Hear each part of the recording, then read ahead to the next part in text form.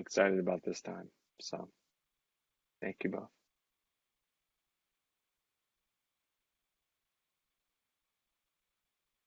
All right.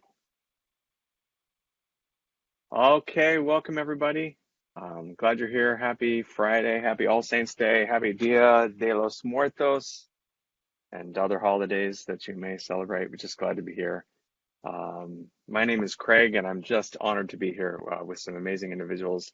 And we will do introductions in a second, but just want to thank you all for joining us on Live with Leadership for ACPA.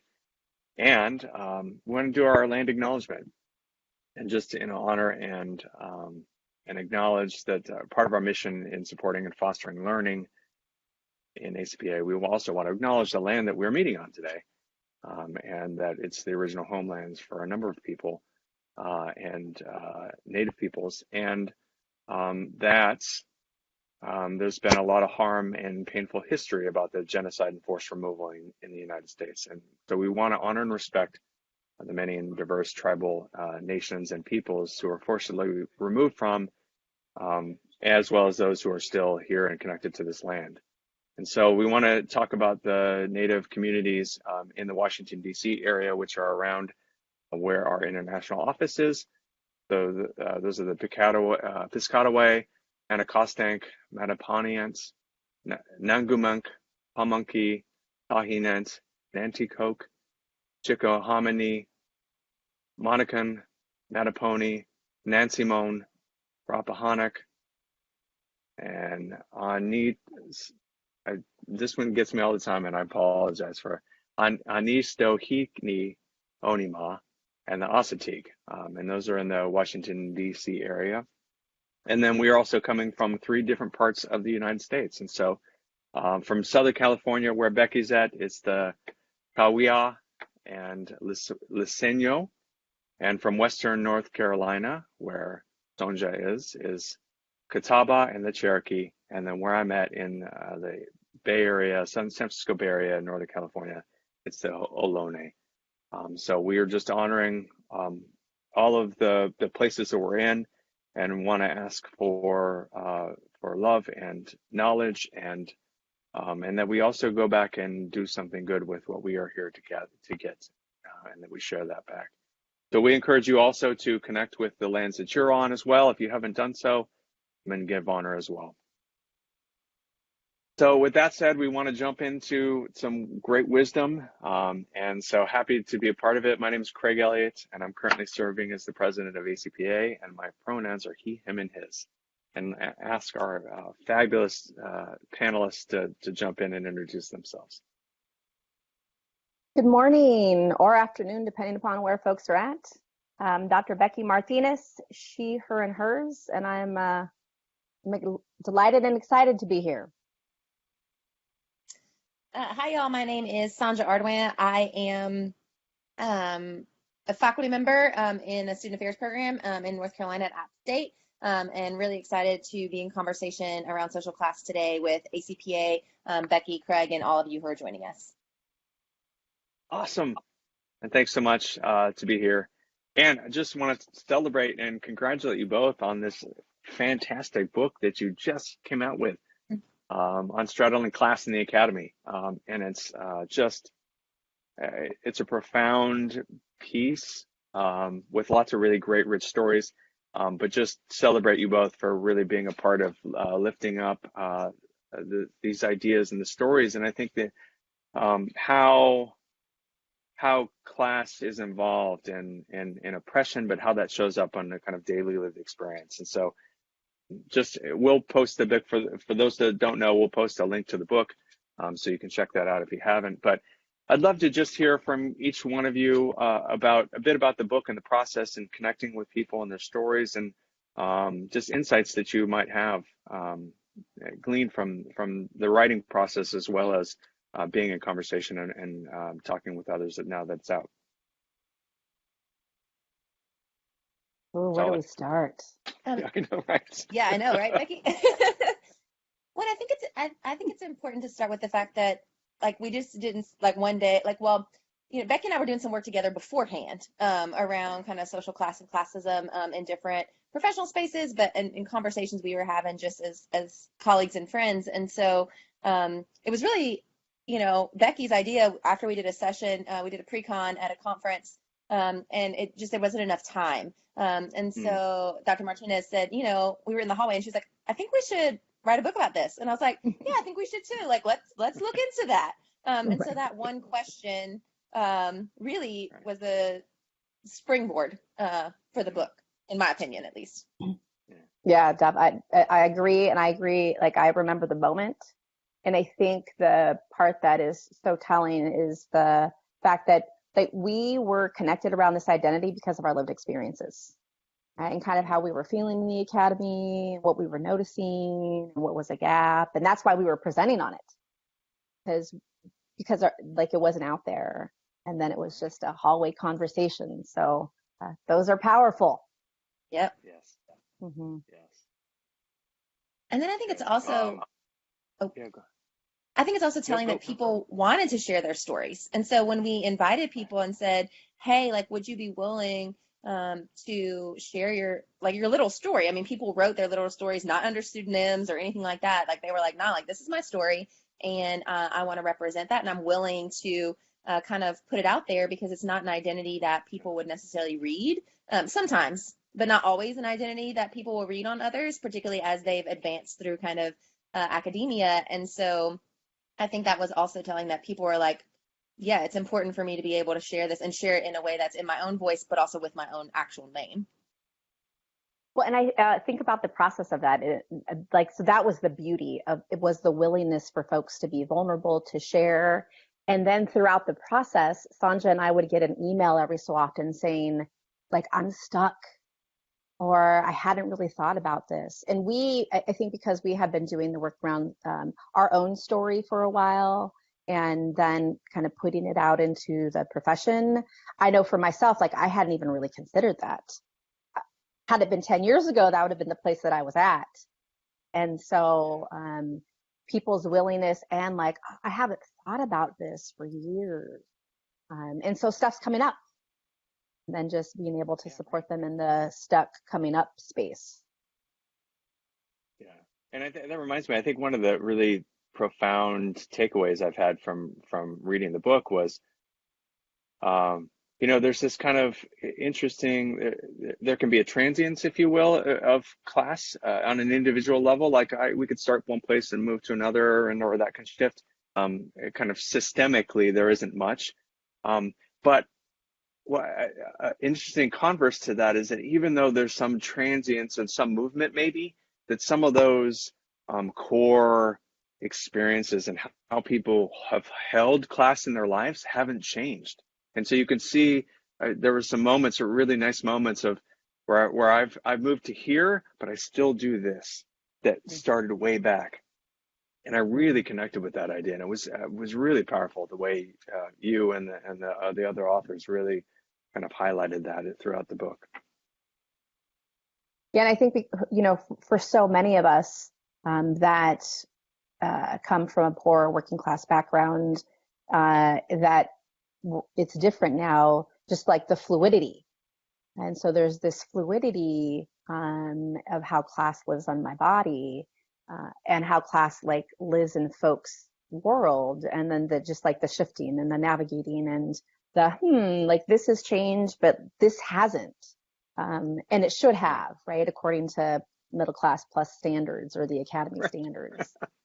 And folks, a lot of people just don't fall for it. Right. Yeah. Good. And I love your word. Fluidity is a better word. So that's nice. Yeah, that's good. So what are your thoughts, either one of you, about the connections between social class and the kind of racial justice, decolonization work? So other forms of oppression, as you might be. So I'd love to hear your thoughts about that, and maybe how that has come up in some of these conversations and presentations that you've done.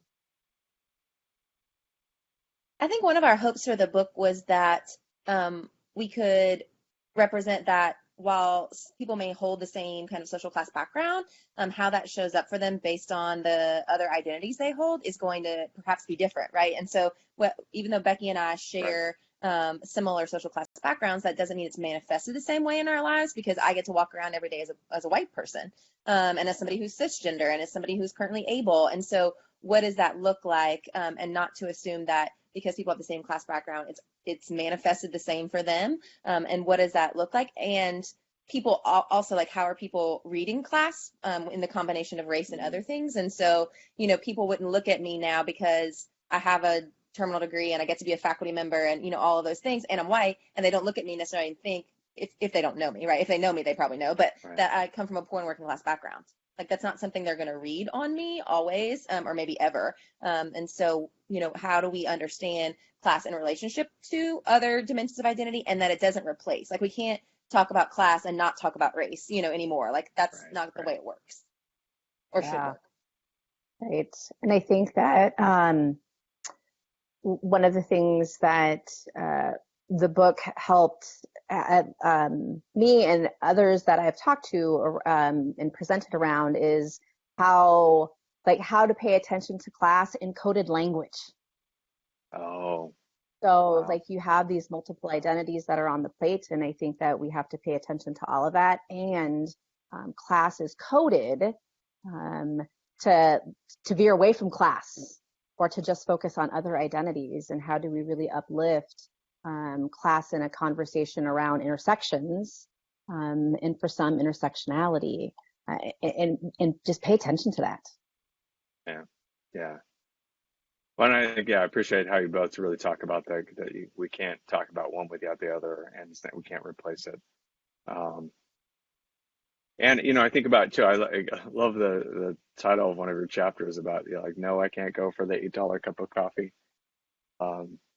And I think about how often I've said to a colleague or a staff member or even a student to be like, hey, let's walk down to the let's go get a cup of coffee and let's talk.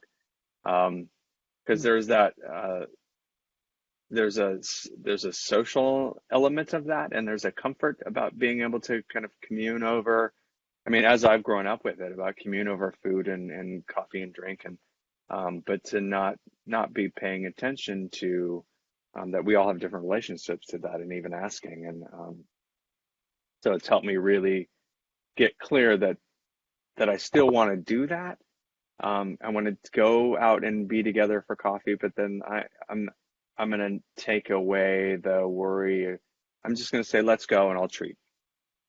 And I know that doesn't necessarily address all of that, but that I'm sensitive to impacts about those kinds of decisions and conversations that we have in a way that I wouldn't have been a couple years ago.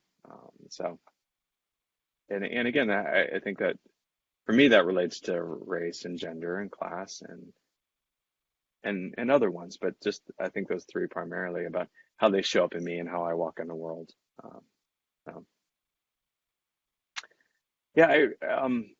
It just, and that prompts so many other questions that are swirling around in my head.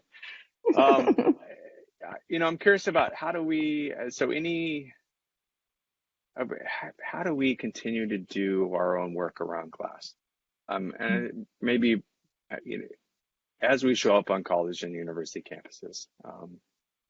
And I think as I ask that, I'm also thoughtful about the kind of expectations, at least on my campus, and they're not alone, about how we dress, and what we can wear to go to our jobs and what we can't, and what that means, and so all those kinds of norms and values, and so I know that's a big, complicated, messy question, but I'd love for I think there's how do we do our own work? Yeah. So as you were naming, like, academic professionalism, and that's really how I see it, as all of the ways to be. So from the book, and I think from the work that Sonja and I have done at conferences and whatnot, is, first of all, we gotta just pay attention. So you've got to increase your self-awareness around how class and classism is showing up. How do we interrogate our own story, right, of maybe past lived experience and current lived experience, and just starting to notice dynamics, right, and how we show up. Because in academia, we have been socialized that, I mean, we're elitists. Like, we can show up in elitism. And how do we recognize how that shows up in us so that we can shift that in ourselves first and role model it, talk about it during meetings, talk about it with faculty, fellow faculty folks, open our stories up to students. My favorite question is what's your class story? Let that be a question in the agenda on a meeting. And people are going to struggle with it. But we have to have an entry point. It's not about, let's change the system really quick, because we're not even recognizing how we're showing up in classist ways. And I think with that too is what we heard from, in terms of our narrative analysis in the book, like what we heard across the stories was, I want to talk about it. I want people to talk about it. Talk about it. And so I think that, how do we doing our self-talk about it, but then also how are we engaging with other people of similar backgrounds in terms of social class, but across social class backgrounds too, because I have colleagues and friends who I've known for 20 years who they will still now call me and be like, I don't understand this. Like, tell me why this is happening, whether that is from the kind of people with poor and working class backgrounds or across class. To say, well, I know this bothers you, but tell me why. So to be able to engage in those messy, I think, conversations are important. And then how do we change our language? I can introduce myself as saying, I'm an assistant professor, associate professor, full professor, adjunct professor. Or I can say, I'm an employee. I work at the institution, or I'm a faculty member. Does my rank matter? Not. It really doesn't. And so even how are we shifting some of those individual things so that we're not so kind of title hierarchy elite driven, and we just hey, we're all in this work together, whether you're an undergraduate student or a custodial worker or a professor, whatever. Right. Yeah. And I love that about how to take away the hierarchy and the embedded power in our titles. That we can talk about that.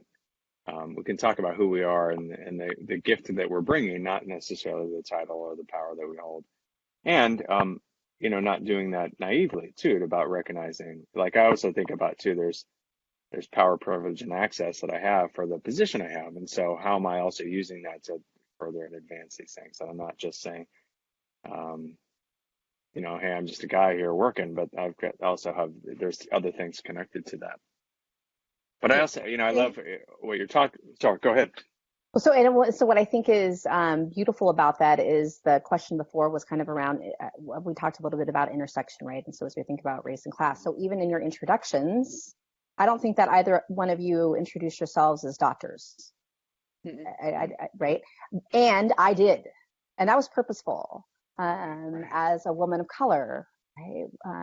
And so recognizing that. When do I title myself as doctor and when don't I? And so really being conscious of that. And that's not about hierarchy. That's about there's not a lot of people with the last name that are Becky Martinez, doctor. So paying attention to those dynamics. Yeah, right. But I love that. I mean, yes. And I love kind of how you've added to this, that we're talking about class now, not in socioeconomic terms. We're talking about the other aspects of class that you're highlighting, and the access and the resources and the privileges, and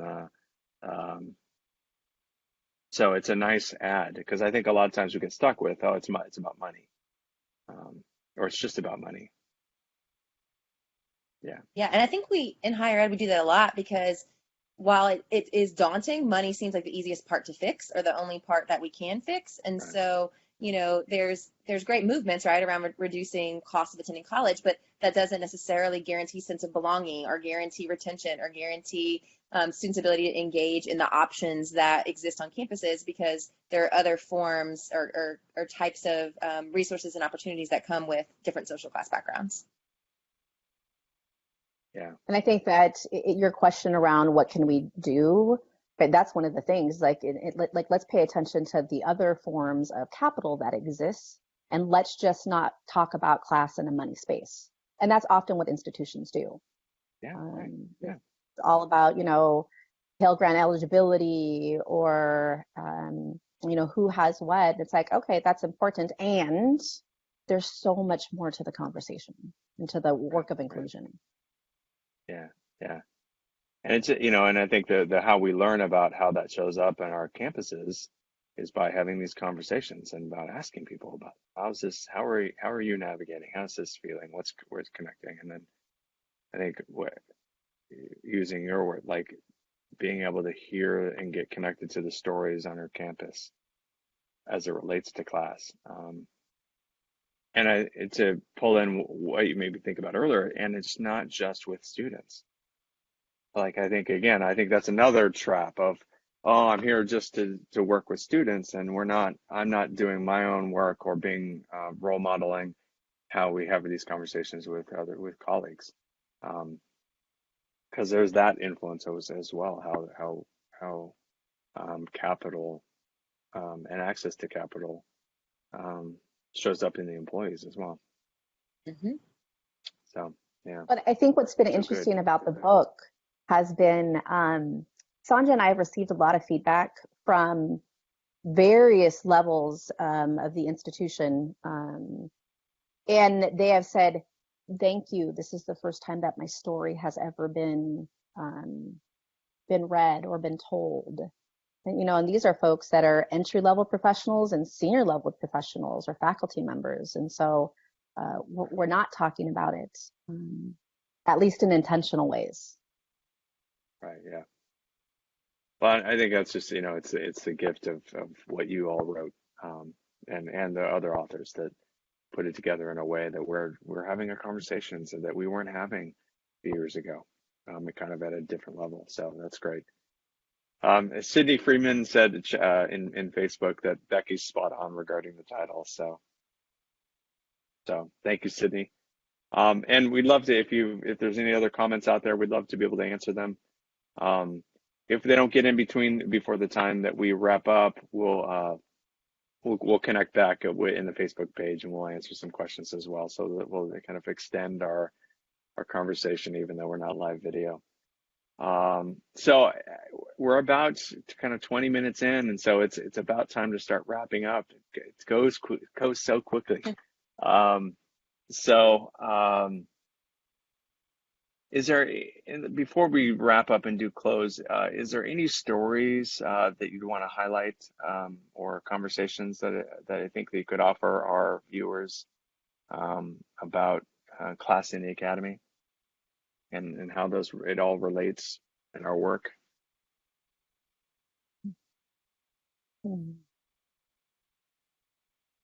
Any thoughts from you, Sonja? I mean, I think it shows up so many ways on so many planes. And so, like, I think, like, planes meaning levels, not like airplanes, but like the pieces around, like, even from a day-to-day perspective on who gets to park where on campus, right? Like, if you want to park closer to your building, you have to pay more. And so then if you layer that with ability, like things like ability, like, what does that mean? Or, around some of our policies and structures, hidden and stated. And so I think, as I go throughout my days, I think about, there's all these moments where I'm like, class is showing up right here, class is showing up right here. And I'm more hyper aware of it, obviously, right? Because it's a marginalized part of my identity, and I, write about it and think about it. But I think and if we listen to people as they talk in meetings and stuff, if we have class centered, we will hear more things, and I think recognize more things than we think we will. And so my encouragement to people would be like, look out for the stories on your campuses, because you're probably, if you're not hyper aware, like some people, like I am maybe, then you might not be noticing them. And so where are the stories happening? Yeah, that's great. I think to add to that, what I appreciated, and it was deeply saddening, saddening and frustrating with the chapters, is the entry level, or the undergrad student, and the tenured faculty member. Right? So much similarity in their stories, and so many years apart. And so really thinking about how do we have to engage it? Because I don't want in 40 years to be at this same place. So that's one of the things. And then I believe that we don't intentionally talk about class, and we always talk about class. And so we're always talking about class in coded language and what we did for the weekend and where we ate and the language that we use and the expectations that we have around accents and dress and degrees. And so paying attention to how that shows up first for us individually, and then within our departments, and then institutionally and what that means. Those are the places that bringing the conversation to the forefront. And so as Sonja said, centering class and really paying attention to how it shows up individually and institutionally or systemically. Yeah, that's great. And and normalizing it, that this is a part of our conversations. And I think about too about how important it is for us to have these conversations. I think about, I'm in our campuses. One of our campuses is in Oakland, California. So in Northern California, one of the most expensive parts of the country for living and cost of living. And so it's important that we're having these conversations on campus, but it's also, we need to be having conversations with what does it mean for our students, faculty, and staff to be living in this area and here doing work, and how is this impacting their lives and the choices that they're having to make just to navigate life, just to do good work, and to reframe. I think about reframing it about how much commitment that our students, faculty, and staff are making just to be here, rather than why framing it as a deficit thing about why weren't you here on time, or those kinds of things. To really say, to honor that people are making a lot of efforts because they are so deeply committed to being here that they're having to navigate so much stuff to do that. So yeah, that's it. Sydney, again on Facebook, said it's really dangerous if we don't acknowledge the ways in which our positions allow us certain privileges and power. And again, I think that's a good takeaway for me and all of us at all of our levels, but especially as my peer group on campus, the senior administrators, about what's our work about, how are we also being a part of leading the conversation, not just having our programmers or our student activity coordinators or our housing professionals or our counseling professionals be the ones to always be bringing up. How are we also doing our part to ask these questions and to connect to the stories about the people we're working with? And I think how do we use, so while I believe in, trying to flatten the org chart, I still believe it also, to Sydney's point of how are we using the positions we're in to increase equity? And so things like, I will say I'm a faculty member, I say an employee of the institution, but I also know that as a faculty member who helps with the administration or admissions process for a graduate program, we worked this year to remove the GRE because we know the barriers that it places there, right? And so, and sometimes that takes multiple hoops to get through in terms of policy or practice change, but how can I do both of those things? How can I use and acknowledge my power and privilege to create more equity? And how can I flatten the org chart? That's it. Beautiful. Yeah, and so not having that be bad, right? Not having this privilege be bad. I think that that's one of the things that we have to hold. And, in that recognizing there is going to be tension, there's going to be resistance, dissonance, and there's also going to be joy. And all of those things can exist at the same time. And then how do we engage in all of that? I love that. There's also joy that comes with this. That doesn't have to be, not all about the angst. So it's good. What good can we do? And I think what a beautiful way to to wrap up our conversation. Yeah. So, liberation. Liberation. Yes. Joy, love, liberation. That's what we want. So what we need. So any parting thoughts from you? Any words of wisdom, things you want to leave us? And Sonja, why don't we start with you? So I would offer people to explore their own social class identity and kind of dig into some of that for themselves and do some of that self work, because I think much like any kind of social justice or identity work, we have to do our own stuff first sometimes, or in process while we are also trying to create equity on our campuses and in the world. So I would definitely say that. And then I would say thinking about the willingness to share your story, particularly if you come from a poor and working class background, so that it becomes more normalized on college campuses and in higher ed. Great. Thank you. All right, Becky. I would say be able to hold the both and. Okay, so be able to hold that, particularly for folks that come from poor and working class backgrounds. We can come from that and still be Dr. Martinez.